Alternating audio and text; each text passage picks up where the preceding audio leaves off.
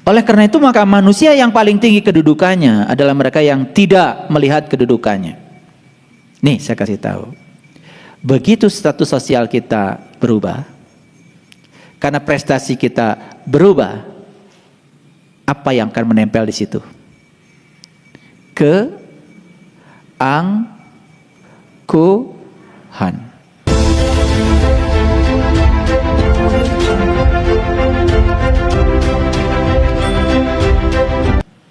Kembali lagi tadi, innallaha ma'asyobirinya belum sepenuhnya disadari. Jadi sekarang saya tanya sekali lagi, apa sabar? Beserta Allah. Apa sabar? Sadar akan kehadiran Allah. Apa sabar? Tidak ada satu peristiwa pun yang tidak ada kehadirannya.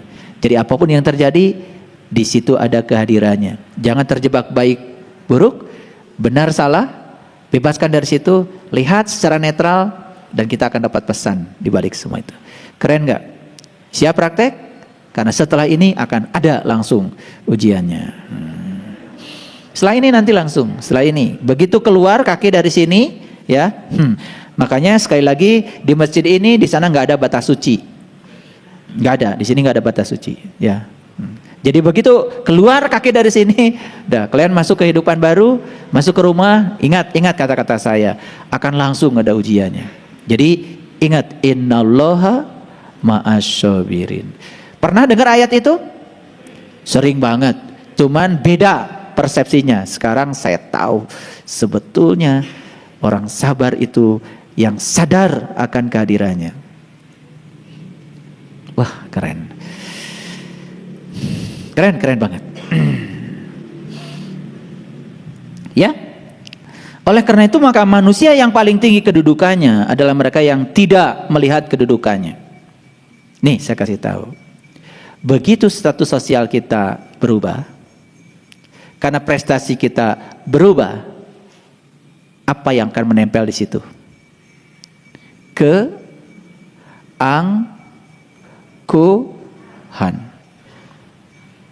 Ulangi. Begitu prestasi meningkat, status sosial meningkat. Hati-hati, ada yang nempel di situ. Namanya apa? Keangkuhan. Dari mana keangkuhan itu berasal? Tahu? Belum tahu alamatnya? Masa segitu sering angkuh? Keangkuhan itu berasal dari ego yang sedang dikasih nutrisi ego. Tahu ego itu apa? Ego itu supaya tidak susah, persis seperti luka yang terbuka. Ulangi. Apa ego? Persis seperti luka yang terbuka. Pernah nggak ada luka di tubuh? Pernah? Terbuka lukanya, masih basah. Kalau kesenggol, sakit. Ulangi lagi, ada luka basah, terbuka lebar, kesenggol, sakit. Persis seperti itu loh ego. Jadi sekarang tahu ego apa? Seperti luka yang terbuka, kesenggol dikit, sakit. Paham? Oke. Bisa dicek dalam diri Bapak Ibu ada ego? Gimana cara ngeceknya? Kesenggol dikit, sakit. Suka nggak kesenggol? Suka. Kesenggol ucapan, kesenggol tindakan, ya, melotot nggak? Ah, itu ego. Saya ngasih pelajaran yang gampang aja. Kalau ego adalah pakai psikologi susah. Makanya gampang, mana ego di saya mana, gitu. Kan susah, teka tinggali. Kesenggol dikit, sakit ego. Orang ngomong salah dikit, sakit hati. Orang ngomong salah dikit, marah. Jadi ego itu supaya gampang, anggap saja kalau ditanya, apa sih ego? Luka yang terbuka, itu aja ego. Biar gampang. Ya, kesenggol dikit, nyerang. Ya, gitu. Lihat tuh di kendaraan di jalan, semua ego, betul nggak? Semua tidak sabar. Boro-boro merasakan kehadiran Allah. Sekarang saya kasih tahu. Jadi manusia yang paling tinggi kedudukannya adalah mereka yang tidak melihat kedudukan dirinya. Ketika kita merasa diri kita siapa, hati-hati, egonya membesar. Ketika ego membesar, hati-hati, lukanya makin terbuka. Kesenggol dikit saja sakit. Jadi kalau dibuat grafik antara besarnya luka dengan besarnya senggolan, kalau luka makin besar nggak sakit kesenggol? Gitu. Jadi ciri orang yang egonya besar, kesenggol dikit saja marahnya luar biasa. Betul? Iya, saya sering sekali melihat orang berantem di jalan gara-gara mobilnya kesenggol. Mobilnya loh yang kesenggol, apalagi kalau dirinya.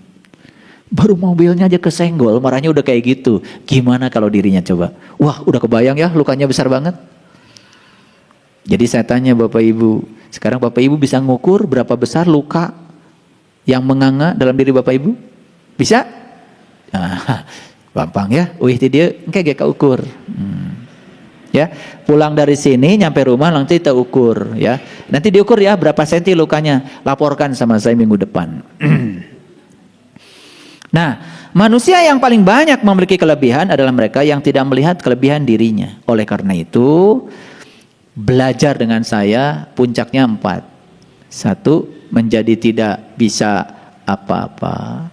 2, tidak punya apa-apa.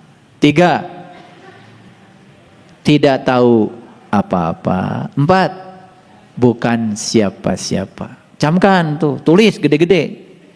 Jadi belajar dengan saya itu hasilnya 4. 1, menjadi tidak bisa apa-apa. Tidak tahu apa-apa. Tidak punya apa-apa. Dan bukan siapa-siapa. Nah, ketika kita tidak merasa diri kita ini siapa, ego kita itu mengecil. Tapi begitu kita merasa diri kita siapa, sangat berbahaya. Oke, kita lihat ayatnya. Ya, kita lihat ayatnya. Kita lihat surat yang ke-49 ya. Saya lihat ayatnya. Ini surat Al-Hujurat ya. Surat Al-Hujurat ya. Ayo, baca ayat ini. Sering nggak ayat ini dibaca? Sering. Kapan? Kalau ada kawinan. Betul nggak? Iya. Tahu artinya? Baik, kita lihat. Ya ayyuhan nasu inna khalaqnakum min dzakarin wa unsa wa ja'alnakum su'uban wa qabaila lita'arafu. Hai manusia, sesungguhnya kami menciptakan kamu laki-laki dan perempuan, berbangsa-bangsa, bersuku-suku, cuman satu, lita'arafu, supaya saling mengarifi. Ayo lihat saya semuanya. Siapa kalau begitu yang menciptakan perbedaan? Yang menciptakan perbedaan siapa? Yang menciptakan perbedaan siapa? Kita sendiri. Emang bisa? Ngarang aja. Yang menciptakan perbedaan itu Allah. Yang menciptakan wajahmu berbeda-beda siapa? Yang menciptakan suaramu beda-beda siapa? Yang menciptakan kulitmu berbeda-beda siapa? Allah. Jadi yang menciptakan perbedaan siapa? Jadi kalau ada orang yang tidak senang dengan perbedaan, tidak bisa menghargai dan menghormati perbedaan, siapa yang sedang dia lawan? Jadi aneh kok pengen sama. Jadi untuk apa Allah menciptakan perbedaan? Untuk apa? Untuk saling mengenali bahwa kamu beda. Makanya kita dianjurkan belajar perbedaan yang paling kecil adalah di rumah. Laki-laki dan perempuan itu beda. Jenis kelaminnya saja beda. Cara berpikirnya beda. Dibesarkan di lingkungan keluarga yang berbeda. Sekolah di jurusan yang berbeda. Hobinya beda. Makanan kesukaannya beda. Coba bayangkan, ini dua makhluk yang berbeda, kemudian dianjurkan untuk satu kasur. Kalau kalian nggak tahu ayat ini, berantem. Karena semua pengen sama. Jadi apa yang harus kita kenali itu apa? Apa yang sedikit kita kenali? Perbedaan. Ayo pulang dari sini. Langsung sadari. Oh, ternyata sayangku, istriku tercinta, kita ini memang berbeda. Maaf jika selama ini saya selalu ingin sama. Dan saya sedang melawan hukum alam. Dan saya baru sadar ayat ini dulu ketika nikah gak dijelaskan. Makanya nanti di BSI akan ada pelatihan pranikah 15 pertemuan. Jadi nanti siapapun yang mau nikah anaknya, sekolahkan dulu di sini. Ada pelatihannya 15 kali pertemuan supaya punya bekal yang luar biasa. Iya, kalau hasil pelatihan di sini nanti beda. Ya. Ketika perempuan sedang bicara, cut. Laki-laki diam. Perempuan tidak perlu solusi. Karena perempuan itu hanya perlu didengar. Hebatnya perempuan, didengar saja sudah solusi. Murah kalau tahu ilmunya, betul nggak? Iya, ntar juga habis. Ini ketika dia ngomong dilawan, apalagi dia stop, dibentak, disuruh berhenti ngomong, sakit. Bisa kanker payudara, bisa kanker serviks. Giliran sudah sakit tidak bisa menerima kenyataan itu. Ini masalah besar. Banyak yang tidak mengerti. Begitu baca ayat ini, oh ternyata kita ini memang berbeda. Selama ini kita salah, kita ingin sama. Harusnya posisikan diri kita berbeda dan tugas kita adalah hanya menerima dan menghargai perbedaan itu. Ada, itulah lita'arofu.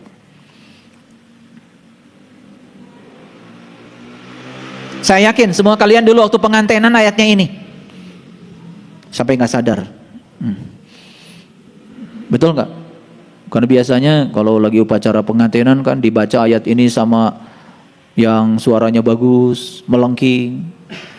Yang kalian dengar cuma melengking suaranya aja. Isinya apa kagak tahu. Betul nggak? Padahal ayat ini cuma bilang, nih nanti kalau nikahin.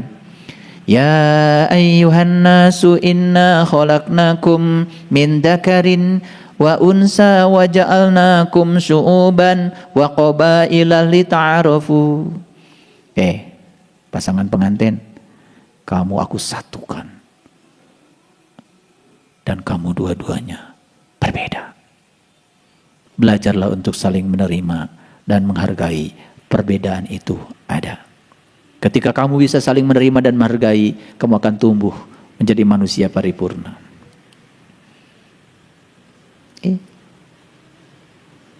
Istri saya temannya laki semua. Jadi kalau datang ke rumah, kebanyakan laki-laki. Ya memang beda. Masa saya harus, awas ya, kamu jangan gaul sama laki-laki. Harus perempuan semua temannya. Ya digituin ya, gak bisa. Emang sudah dari kecilnya juga kayak laki-laki. Lah iya. Manjat pohon. Ya berbeda. Makanya cinta itu bukan saling memberi rantai, tapi cinta itu saling memberi sayap. Gitu enggak? Bohong. Yang ada mah kalian beli rantai gede-gede, betul enggak? Iya. Iya. pakai dalil-dalil. Ya, tanpa seizin suami tidak boleh keluar rumah. Waduh. Iya, dipeyum weh. Udah pakai daster terus. Jadi geng daster.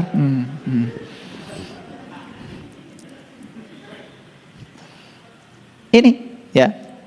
Sesungguhnya orang yang paling mulia di antaramu di sisi Allah adalah orang yang paling takwa di antara kamu. Coba perhatikan. Jadi nggak ada laki-laki lebih mulia daripada perempuan, bangsa ini lebih mulia dari bangsa ini, nggak ada. Ini ayat untuk manusia loh. Ya ayuhan nas, hai manusia, sesungguhnya aku telah menciptakan kamu berbangsa-bangsa, bersuku-suku, bahkan kamu jenis kelaminnya pun berbeda. Agar kamu bisa saling mengenali bahwa perbedaan itu ada. Jadi bukan untuk saling mengenali persamaan, agar kita bisa menerima dan menghargai perbedaan. Lalu selanjutnya apa? Tapi Allah ngasih isyarat, sesungguhnya yang paling mulia di antara kamu adalah yang paling bertakwa. Inna akramakum indallahi atqakum. Tahu takwa itu apa? Tahu takwa itu apa? Kan sudah saya jelaskan di Quran. Takwa itu mengambil janji, diangkat gunungnya, ditunjukkan sesuatu di gunungnya. Ingat yang ditunjukkan, la'allakum tattaqun. Ayo, lakukan metode takwa itu. Wa id akhadna mitsaqakum wa rafa'na fawqakumut tur khudhu ma atainakum biquwwatin wazkuru ma fihi la'allakum tattaqun. Jalan itu. Setelah mengambil janji, angkat gunungmu, angkat kesadaranmu sampai ke puncaknya kesadaran. Puncaknya kesadaran selalu merasa berserta Allah. Itulah innallaha ma'as sabirin. Itu puncaknya kesadaran. Puncaknya kesadaran itu sabar. Makanya sabar menjadi nama Allah yang ke-99, paling tinggi. Ya, nyambung semuanya. Itulah takwa. Jadi yang paling mulia adalah yang bertakwa. Nih yang belum bisa takwa, ayo jalanin. Secara huruf juga takwa itu kan keren. Hurufnya ada 4. Ta, qaf, waw, alif. Ta-nya tawadu, rendah hati. Rendahkan dirimu serendah-rendahnya sampai tidak ada lagi orang yang bisa merendahkanmu. Kalahkan dirimu sekalah-kalahnya sampai tidak ada orang lain yang bisa mengalahkan kamu. Gitu. Begitu kita naik sedikit, merasa tinggi, merasa diri siapa, kamu akan terluka. Karena ego. Ego apa tadi? Luka yang terbuka. Jadi, saya sekarang sebelum saya lanjutkan mau nanya sama Bapak Ibu yang ada di sini. Penyebab sakit hati Bapak Ibu itu sebetulnya apa? Ego bukan? Nah, loh. Sedikit lagi. Jadi yang pertama tawadu. Yang kedua qanaah. Terima segala sesuatu apa adanya. Yang ketiga wara. Wara tuh malu sama Allah, malu sama sesama, malu sama diri sendiri. Dan yang keempat alif, ikhlas. Di balik kata takwa itu. Jadi yang 4 ini kapan bisa dicapai? Kalau metode takwa itu dijalani. Mengambil janji, angkat gunung sering-sering, masuk ke Sidratil Muntaha, Allah akan menunjukkan sesuatu di gunungmu, di puncak kesadaranmu. Ingat yang Allah tunjukkan. Wazkuruhu ma fihi. Ingat apa yang aku pertunjukkan kepadamu. Ingat kata Allah yang aku pertunjukkan kepadamu. Jangan lalai dalam mengingatnya. Itu kata Allah. Ikuti saja apa yang saya ajarkan, Bapak Ibu. Keren. Semua udah saya riset kok. Puncaknya